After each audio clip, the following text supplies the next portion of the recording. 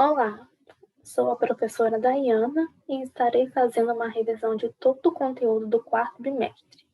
Iremos abordar sobre entalpia padrão de combustão, lei de Hess, energia de ligação, cinética química e tempo de meia-vida, além de aprender como que é o cálculo para se calcular esse tempo de meia-vida. Iremos iniciar com a entalpia padrão de combustão. Quando falamos de combustão, já temos que relacionar com a queima de algum combustível.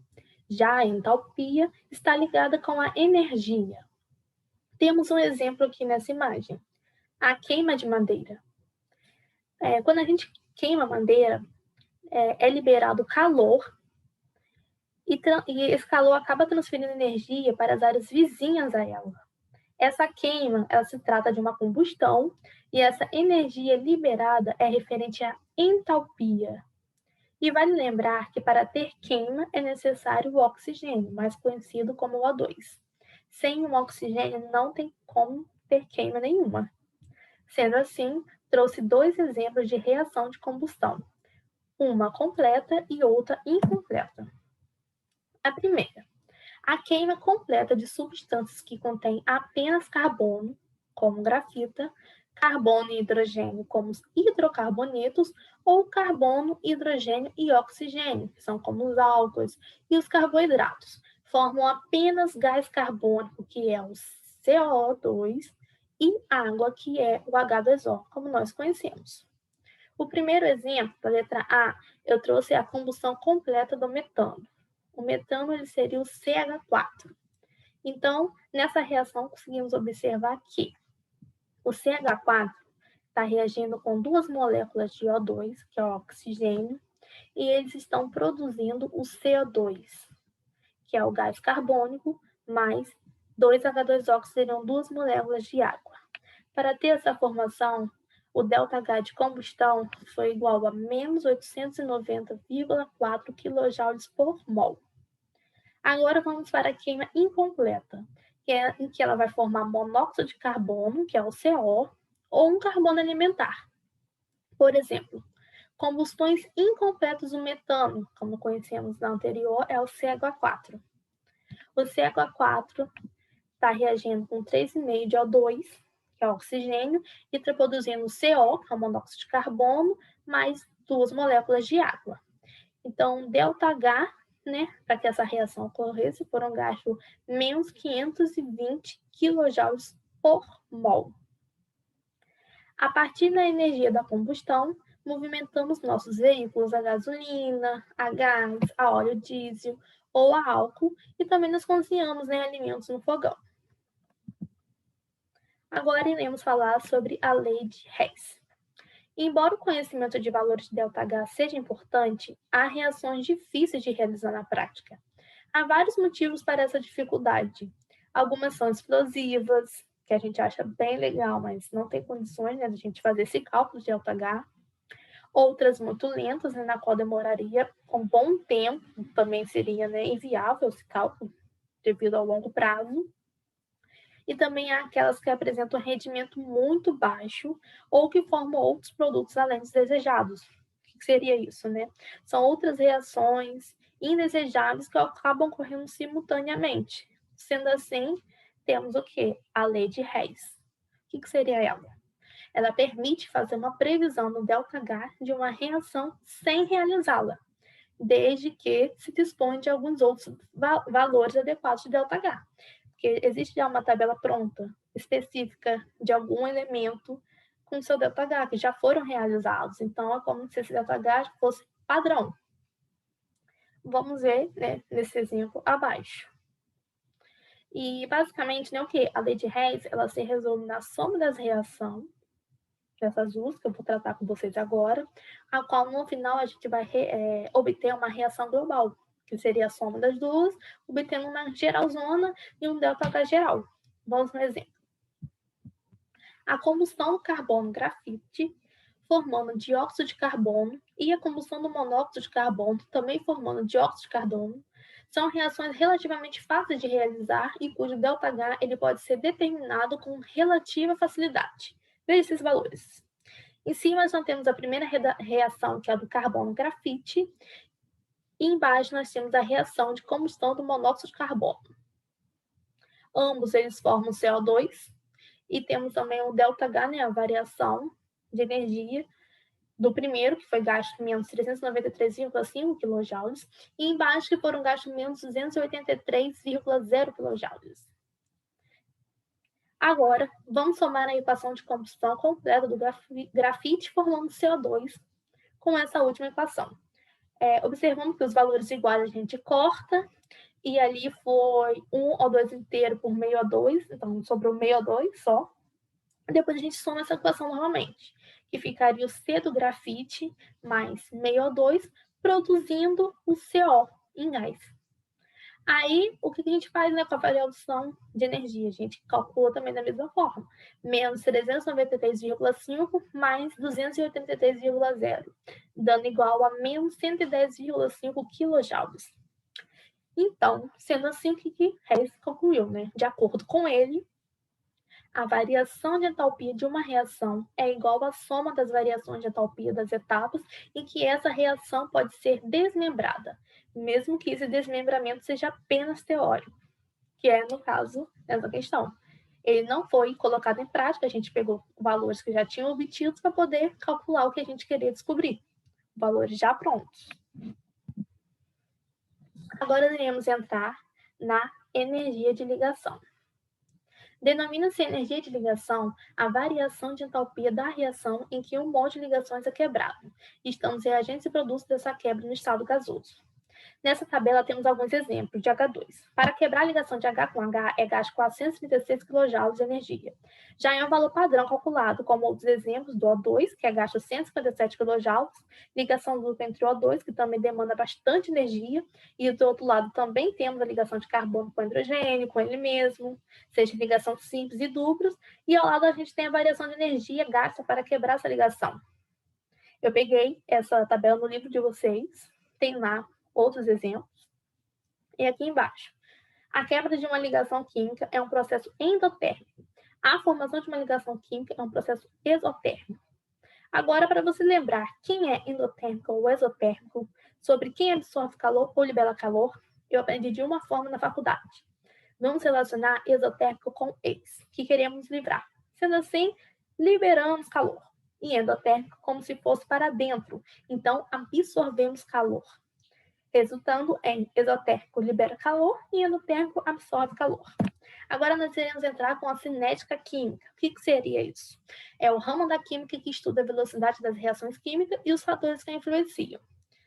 Temos aqui A mais B produzindo C mais D, em que A e B são os reagentes e o C e o D são os produtos. Imagina que a gente vai preparar alguma coisa, a gente pega a panela, pega um elemento lá chamado A, pega outro componente chamado B, mistura, e nessa produção sai um C mais D. Seria basicamente isso a separação de reagentes e produtos.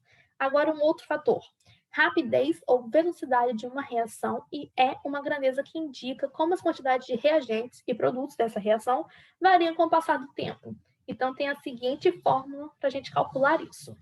O Vm, que é a velocidade média, igual a delta quantidade, né, que esse triângulo é conhecido como delta, ele é uma variação de quantidade, seja ela de um mol ou reagente, essa quantidade vem de acordo com a reação, dividida pelo delta tempo, que seria a variação do tempo. Assim, a gente iria obter uma resposta, né, que seria a velocidade média de uma reação química. Energia de ativação. A energia de ativação é a energia mínima necessária para que a reação possa ocorrer. Ela é assim chamada porque reagentes e produtos passam por uma configuração intermediária, que recebe o nome de complexo ativado. Trata-se, portanto, de energia mínima necessária para a formação deste complexo ativado.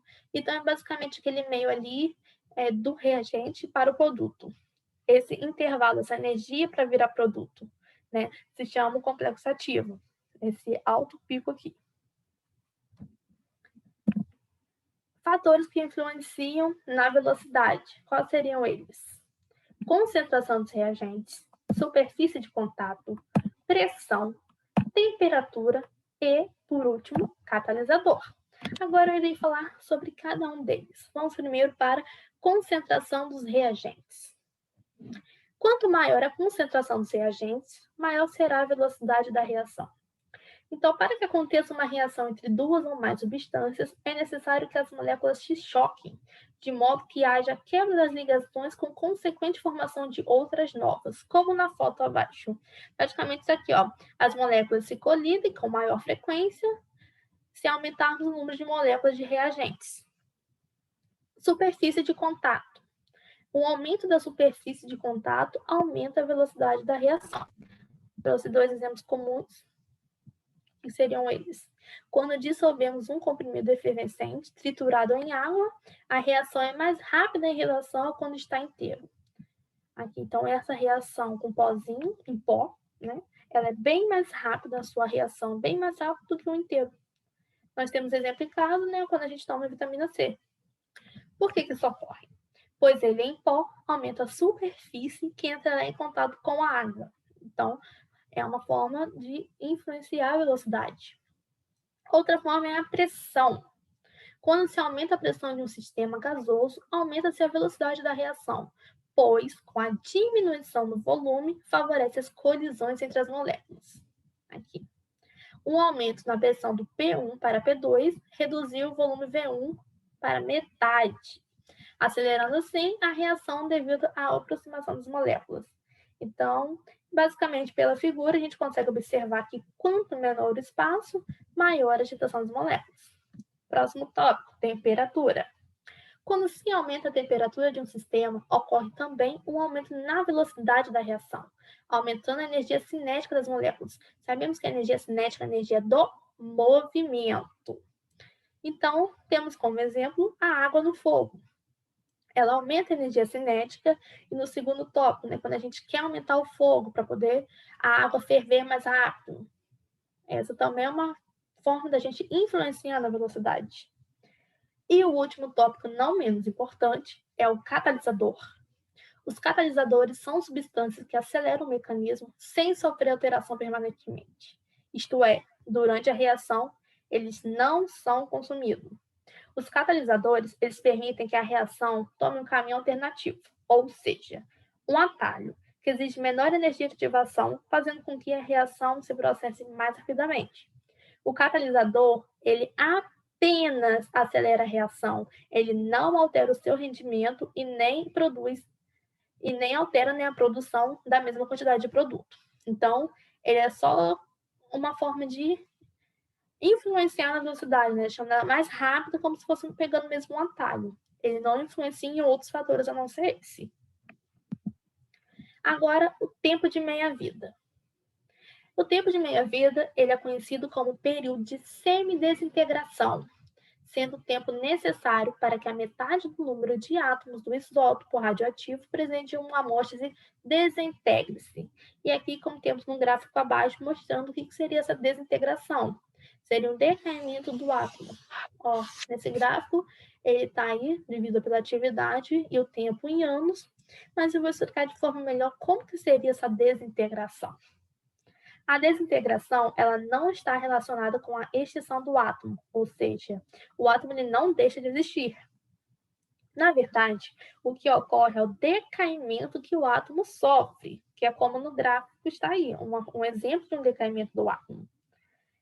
No decaimento, o átomo, ao emitir radiação alfa e beta, ele transforma-se automaticamente em um novo elemento químico, o que ocorre incessantemente até que o átomo deixe de ser radioativo, né? Até que ele deixe de ser estável.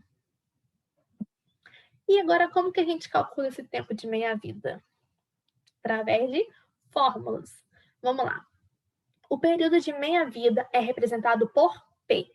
Já o tempo que o material sofreu desintegração é representado por Tzinho. Assim, se conhecemos a meia-vida e o tempo de desintegração, representado por X, podemos afirmar quantas meias-vidas o material passou até certo momento.